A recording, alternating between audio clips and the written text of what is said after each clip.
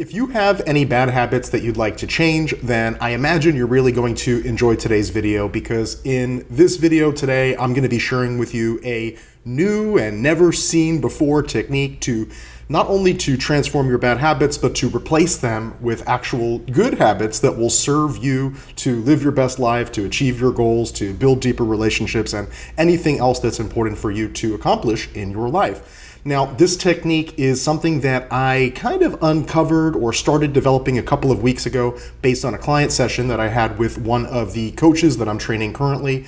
But since then, not only have I refined the technique, but I've been applying it with myself, as I like to do with any new techniques before I share them with the world. And then, why I'm sharing this with you today for a couple of reasons. One of them is because I'd like to see how this works for you. So it's a relatively new technique that I've been developing. Like I said, I've been trying it on for myself. It's 5 steps. I found it really useful, and now I am going to encourage you, once you watch through it, to go out into the world and to use it for yourself, and then come back to this video and let me know what's working, what's not working in the comments section. So like I said, it's a 5-step process, and if you kind of use a mnemonic, it's DACRP. So detect, accept, correct, reflect, and project. So DACRP. And what I'm going to do is walk you through these 5 steps bit by bit in kind of a streamlined fashion so that you can have all that you need to get out and to use this right away.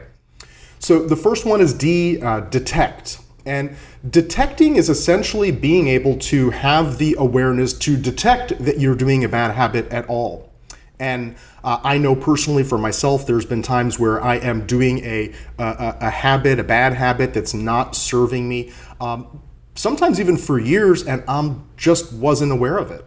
And you might notice something in your past where you had a habit, but you weren't really aware of it. Sometimes it takes, pushing through a threshold to realize, wow, this doesn't serve me anymore. Sometimes maybe a coach or a friend, somebody kind of shines the light on the blind spot, and you have this like aha moment going, ooh, I wasn't aware that I was doing that. I have a video on this channel about the thinking pattern of shoulding. So I should do this, I should do that, I shouldn't do this, I shouldn't do that. And a lot of times when I'm working with my clients and they start talking about I should do this and I shouldn't do that, and I go, hey, it sounds to me like you're using a thinking pattern of shoulding on yourself. Well, when that happens, now a lot of the time they're going to have like this aha moment. They were not able to detect that there was a limiting pattern, even if it's just something as subtle as a thinking pattern or a language pattern. And so again, the first step is to be able to detect your limiting habit, because if you can't detect it, you can't transform it, you can't change it. So first thing is to detect it. I imagine that you can think of some kind of a small habit to experiment with this that you want to change or transform. This process, just as a quick caveat, is not designed to work with like major addictions or anything, but small habits that you do on a daily basis. And you can pause this video and take a moment to think of one that you'd like to transform now, and notice, how would you detect it? If that was occurring, what would be your signal to let you know, aha, I'm doing it. I'm doing it right now. So once you've detected it, the next step is to accept it.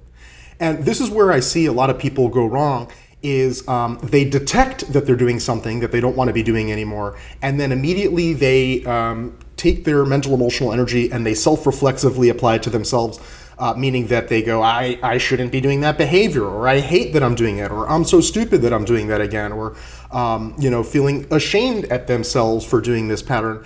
And when we take our negative emotional energy and we reflect it back on ourselves, we create what we refer to in neurosemantics as a dragon state. So we're taking our mental emotional energy, or negative mental emotional energy, and reflecting it back on ourselves in a form of self-attack. It actually doesn't help to solve anything. And that might be a pattern that you would want to detect and run through this DACRP process. So if you have a pattern of kind of jumping up and being hard on yourself, beating yourself up, judging yourself, shaming yourself, all that kind of stuff, well, that might be a good pattern to run through this. See, the detection part is kind of like awareness, and there's the quote that awareness is curative. Well, awareness can be curative in my opinion, but if you have awareness and then you immediately self-attack, it's not going to cure anything. Actually, paradoxically, it makes things worse. So once you detect, next step is to accept, to go, okay, I did it. Okay, I did it again. It's okay. I did it again. And having that acceptance for the pattern that you just did, it's okay because we're going to change it. So we can accept that we've brought awareness to it and we're going to change and transform this. And that acceptance bit after detecting it is what allows that awareness to be transformative. It's what allows you to hold this really nice, healthy environment for this new habit that we're going to get to in the next step will be allowed to thrive and grow in this environment of acceptance. So we've detected it, now we've accepted it. The next part is to see correct it. And here, again, it's all about really going, what would be a more resourceful way of thinking, feeling, responding in this situation and situations like this. And the first time running through this DACRP process, you might need to take some moments here and to just start to think about, like, what would be a good correction to this habit that I've been doing. So if I go back to the example that I started with of someone who's shoulding on themselves, I should do this, I should do that, I shouldn't do this, I shouldn't do that. What we know that a really good correction for that is to transform the shoulds into preferences or wants. So instead of I should have worked out this morning, I should have exercised this morning, it's I would have preferred to have worked out this morning. I wanted to work out this morning.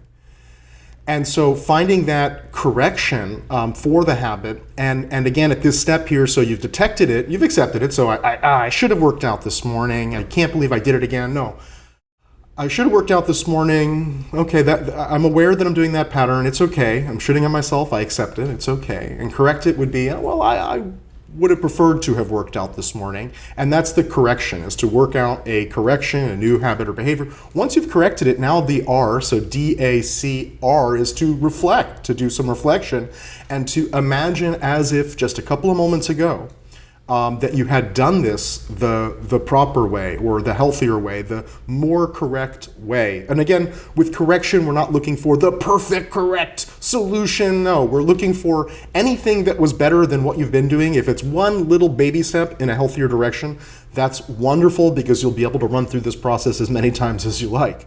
So any sort of improvement. And now that reflection is, imagine just a moment ago that you had done this the way, the correct way, the better way, the preferred way, and run that through in your imagination, memory, in your mind.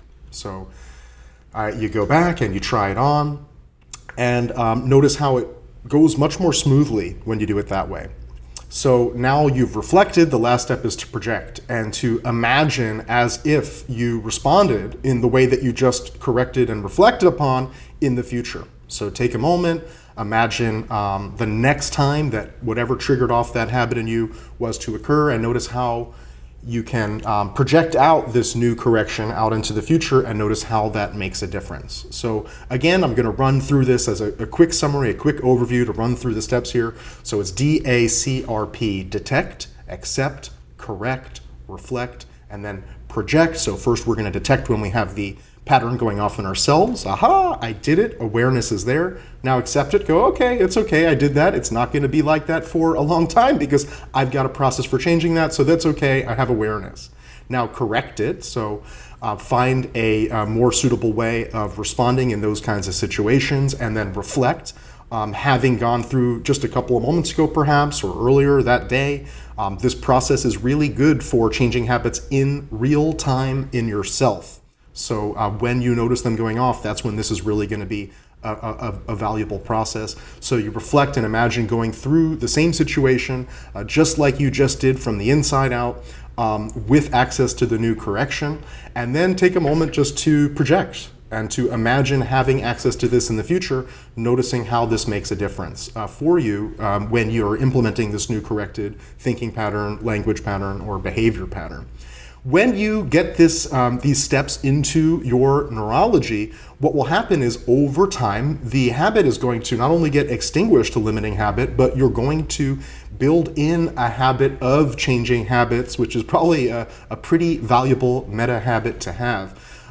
because now what that does is not only does it put you more in the driver's seat of your life, but it makes your life more enjoyable, because even when you're doing things that you don't want to be doing anymore, you just accept it. It's okay, and you can relax into the confidence that you have a process that you can use to transform your habits and to start to build yourself into the you that you want to be, that you can be, and transcend the you that you have been and that perhaps was imposed on you by the world. And now you've got this really powerful self-actualization machine in you to continually grow and grow and grow and grow and unleash your potential. So I hope you found this video valuable. Like I said, I've only been working on this process for a couple of weeks now. This is the second iteration. Now it's 5 steps. It started out as 3 steps. Now it's 5 steps, DACRP. And what I encourage you to do is to try this out for yourself in your life. Again, this is really good for detecting to transform your own limiting habits in real time. As they occur. And again, when you build a habit of changing habits, it's a really empowering habit to have in your life. So let me know how it goes for you. If you have any questions or comments, leave them in the comment section. Of course, if you found this video valuable, I encourage you to click the like button so that I know to create more content like this. And if you'd like to see more content like this, then definitely click the subscribe button and the bell icon to receive notifications when I release new content like this just about every single week. I look forward to hearing how it goes for you. I hope to see it in the comment section, in a future video, and perhaps in a future course. Have a wonderful rest of your day, transforming your habits and living your life much more intentionally.